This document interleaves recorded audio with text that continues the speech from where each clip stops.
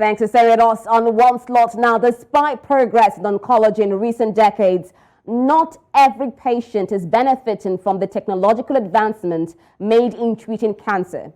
Contrast in diagnosis, treatment, and its outcome between high-resource and low-resource countries remains dramatic, while the gap between the rich and the poor in individual countries is constantly increasing. From global disparities to socio-cultural barriers, dysfunctional systems, and weak oncology infrastructure, access to cancer care is threatened. This is why this year's theme specially recognizes the need to bridge the care gap and accelerate change together for cancer care in Africa. Now, joining us to discuss this and ways to advance cancer care in Africa is Dr. Nwamaka Lasebikan, National President, Association of Radiation and Clinical Oncologists of Nigeria, ARCON, Director of Oncology, University of Nigeria, Teaching Hospital, Enugu, and Oncology Lead Center for Translation and Implementation Research, CTAIR. Thank you so much, Dr. Lasebikan, for joining us on the conversation, on the program. Hey, thank you so much for having me. You know, I got quite twisted there with your name, Nwamaka Lasebikan. Well, I wonder, you talk about oncology just on a brief surface. What actually moved you to go into the study of, or rather the care of cancer? I mean, oncology is quite rare. What moved you actually to go there? While I was in medical school, I actually had a friend who, a medical student actually, and she said she was having some symptoms of breast cancer, just not the more common symptoms, but you know, she complained and somehow it was overlooked. And the next thing we knew, she was metastatic. It was quite a blow for me. It was really devastating. And so it just awakened my interest to try and find out what we really can do to prevent late stage presentation and to really help the, not necessarily just the Nigerian woman, but everybody with cancer. So I think at the bedrock of it was the fact that I lost a very good friend.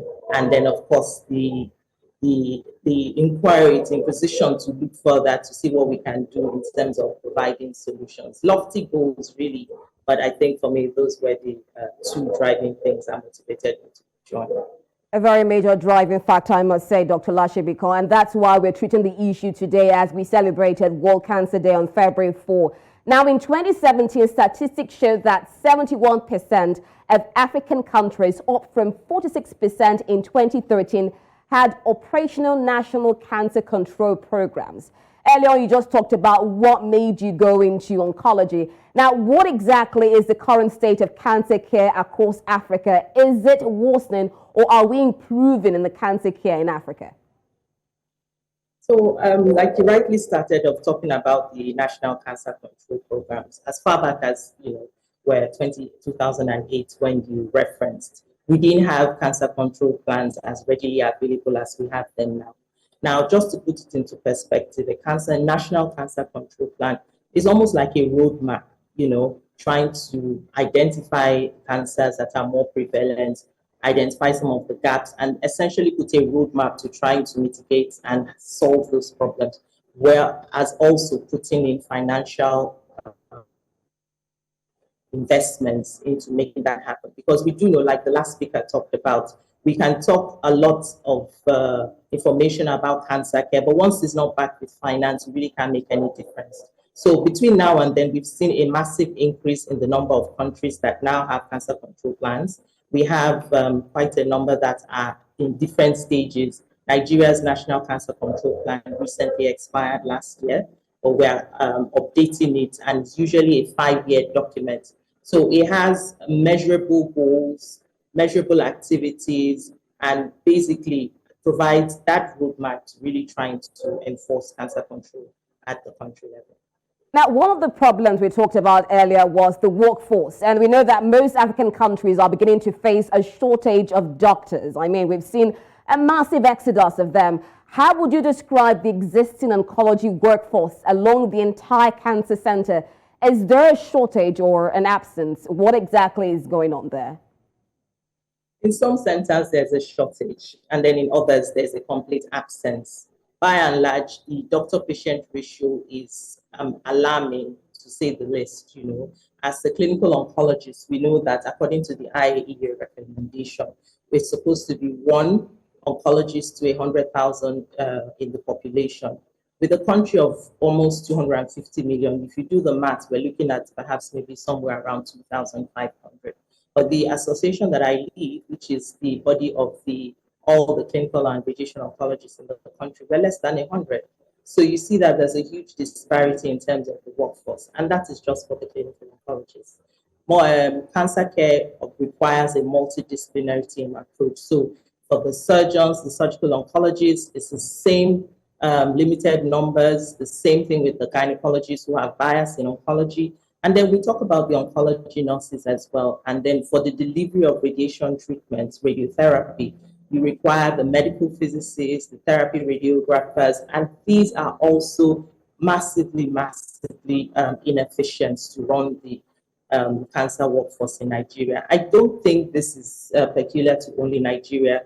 I see during my tenure as the chair of the African Cancer Research and Control ECHO program, we had this recurring decimal across the African countries. It's worse in some, more acute in some, particularly a few of the smaller nations in Southern Africa, but it's the same narrative across the continent. And what exactly is the reason for this, and how will it affect cancer care in Africa? Because you're talking about shortage of people who can actually treat this disease. How will it affect treatment in Africa?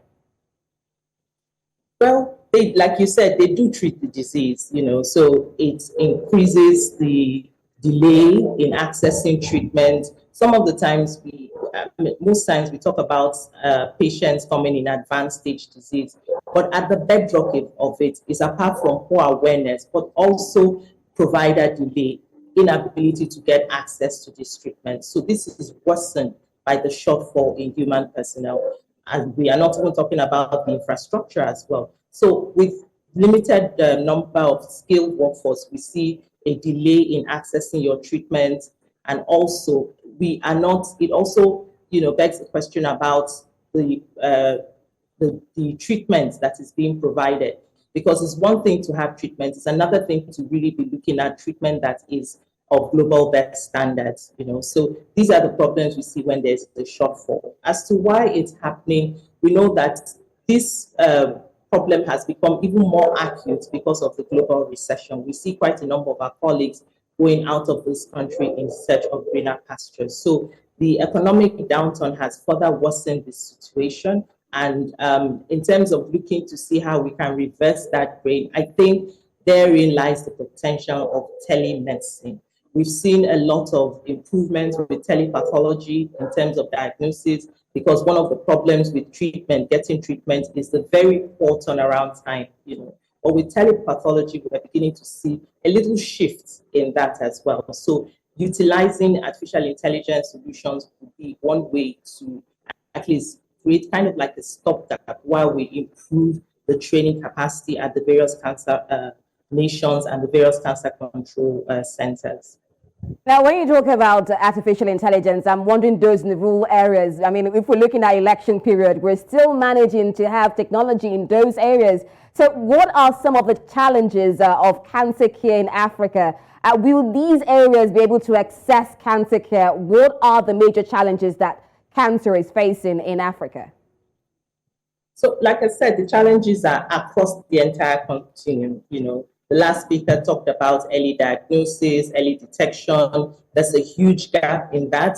The health-seeking behavior of most people in Africa is different, So we have stigma issues, we have lots of behavioral issues going on. So that really prevents people from actually presenting early. And then when they do present early, there are issues with diagnosis, okay? Which is why I referenced the strong role that telepathology potentially has to play in that space. And then you talk about going into the treatment sector as well. So across the entire cancer continuum, all the way to palliative care and supportive care, there are gaps, okay, that need to be filled. And this is why I said that even as we look at the role of technology, I do think that it has a strong role to play in terms of helping with multidisciplinary team management. This can be done online. We're using electronic media. We know that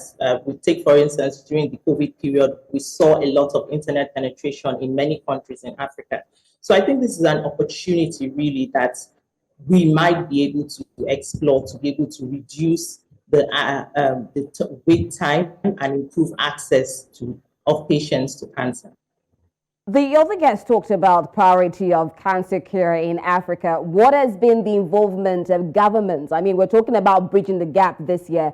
What has been their involvement in making sure that there is more advancement in the treatment of cancer in Africa?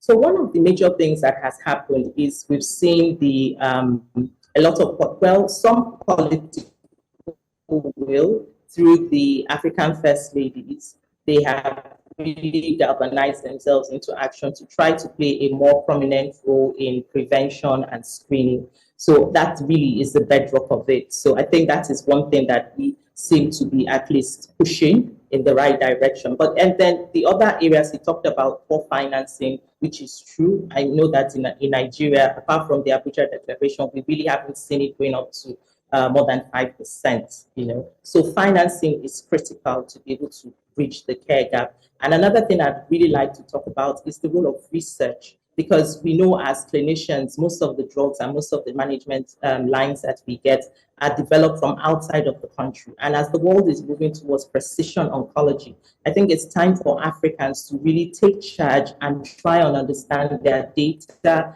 and genomics are very different. The response and the pharmacokinetics to drugs are also different. So research would really play a strong role in determining the type of treatment that we give to our patients, really emphasizing high value care, that is really tailored to our own peculiar genomics. When we talked about COVID-19 in 2020, there was, even till now, we still have this gap between wealthier nations, average nations, poorer nations. In the course of the care of cancer, are we still having that problem, and how exactly can that gap be bridged? So one of the things that's the effects of the COVID-19 that we see in cancer care is the downward stoppage of production of vaccines, which has affected prevention, particularly with cervical cancer. It is just beginning to open up, but that has really stalled. And we know that, all the gains that had been made previously with, there has been some kind of loss with the gains that have been made with all the screening and preventive efforts. So with the COVID-19, it has really disrupted cancer care. I know that during that period, we're also sharing experiences on the ECHO platform from different nations across. And we saw that there was huge disruption with palliative care, huge disruptions with access, huge disruptions with screening and preventive services. So I think we're only just beginning to stabilize and to see how we can begin to make the gains back. But in terms of the effect of the COVID-19, I do think it was really disruptive. What role does cancer care education play in creating more awareness about cancer? I mean, you talked about research and why there should be more funding put in research. What does this cancer education, how will it improve the treatment of cancer in Africa? So our poor dismal outcomes compared to what we see in high income outcomes is because of the late stage presentation. We know that there are gaps in the treatment, at the treatment end, but we know that with early prevention, early presentation, the prognosis is better, and that means the treatment outcome is better. So I think that having education, getting people to understand that, for instance, maybe intermenstrual bleeding is not something that should be overlooked. There's a huge need for continuous cervical cancer screening. Particularly, Africa has a lot of vulnerable populations. We know that cervical cancer is more prevalent in women living with HIV, and we do see a high burden on the continent. So education is critical in letting them know that, number one, I think I've seen it not just in my practice, but across the African country, that cancer is still regarded as something of a stigma. So if they know that with early presentation, we can offer curative intents, then they'll be more motivated to come out and seek help earlier. So that is what education does. When we go out for education programs, what we do teach them is some of the early signs and symptoms of cancer, some of the things that they should watch out for, different changes in the body. And then we also talk to them about some of the treatments, because, for instance, we have a lot of superstition even in our region. And so when people talk about mastectomy, they see it as a taboo and they feel like less of a woman. So we also talk to them about some of the treatment options that will be offered to them when they go to the hospital, trying to make them more, trying to bring that understanding to them so that they can begin to project should they come across somebody with a diagnosis of cancer. Right now, as part of the activities to commemorate the World Cancer Day, we are really taking the education to the younger generation, to young girls and young children in the primary schools, because we know that their future is bright. We talk to them about the need for cervical cancer screening. We talk to them about the need to be breast aware, and we encourage them to pass this information out to their aunties, their sisters, mothers, some of whom might be maybe uneducated, so that if they see something, they should speak out. And then with that, we can now begin to put navigation systems in place for them to be able to access treatment on time. The main thing that results in better treatment outcomes is earlier stage at presentation. And talking about earlier stage and presentation, you talk about treatment options, but I'm looking at the division between the rich and the poor. So I go to the hospital and I go to seek treatment because I've heard about the awareness and seeking early detection of cancer. What happens to those who cannot afford, because you would say that treatment of cancer is very expensive. What happens to those who cannot afford it? Well, it's a huge problem, right? So even for the comfortable and the rich, even that is a problem. Like I said earlier on, we're moving towards more precise, more precision oncology. And these usually, when they involve targeted therapies, they are quite expensive. Governments should prioritize cancer care at the various levels, healthcare levels, and institute universal health coverage. We have a policy that was recently enacted in Nigeria, that was like last year, where we have the Cancer Health Fund. Now, this makes funds available to the more indigent patients in the society. The pilot study started last year involving 6 tertiary hospitals, and then each one of them is credited with the sum of 1 million to at least start the treatment. We know that is not going to take them all the way to the end, but we do believe it's a start. And we have seen at the various hospitals where this program is piloted, more and more women, more and more men, people with cancer coming forward to access treatment. Again, it's not as encompassing as we would like, because right now it just covers 3 main cancers, the 3 commonest cancers in Nigeria, which include breast, cervical, and prostate cancer. So I think that having policies in place to really help with financing of cancer would definitely be one way to go about it, because any way you look at it, it's really an expensive venture. All right, finally, Dr. Lasebikan, I want a word for someone out there, because when we had HIV, when it was very rampant, people were always afraid. I mean, for you to go to the health center and say you want to go for a test of HIV, you're getting so scared. But so someone out there, we have lots of viewers in Africa, what would be your advice? What are the signs that they should look out for? You talk about for early women, there's breast cancer, there's prostate cancer, there's cervical cancer. It's quite scary. What would be your final take for people out there listening who do not have a knowledge and who are afraid of this term cancer and do not want to even go to the hospital for fear that, what if I have it? What happens next? So at the bedrock of fear, we really need to ask ourselves, why are people really afraid? And that's because they really don't see light at the end of the tunnel. They don't think that going to the hospital will make any kind of difference at all to the outcome. Right now, we have a lot of people presenting in advanced stage disease, and oftentimes they are terminal. So it's almost as if a diagnosis of cancer is synonymous with death. But when we begin to cultivate and bring more patients going through to the end of their treatment, and they do survive, then the message goes out that it is not a death sentence. It is something, maybe we can liken it to a disease like hypertension or diabetes, where these are with you throughout, your lifespan. For some, we can offer them cure. So my message really to people who are listening is that cancer is not a death sentence. Unfortunately, we are plagued with a lot of stigma in Africa, but I want to say that with an early stage at presentation, with curative treatment, which is being propagated now at various centers and various countries in Africa, there is light at the end of the tunnel. And so people should not be as afraid. I know it's easier said than done, but honestly, the message of hope is what I would rather believe in, that there is light at the end of the tunnel. So people should go get screened. If it's something is discovered, go forward with their treatment, and they will be able to come out victorious, survive it, and then contribute maximally to the economy of the country. Okay, on the final note, for governments out there, what would be your advice to them in the treatment? I mean, we're looking at bridging the cancer care gap. What is your take? What do you expect from government to bridge this gap in cancer care? A recent report by the Lancet Oncology revealed that Nigeria, they did a report across various African countries, but I will just talk a little bit about Nigeria. Nigeria recorded about $5.6 billion in loss from cancer.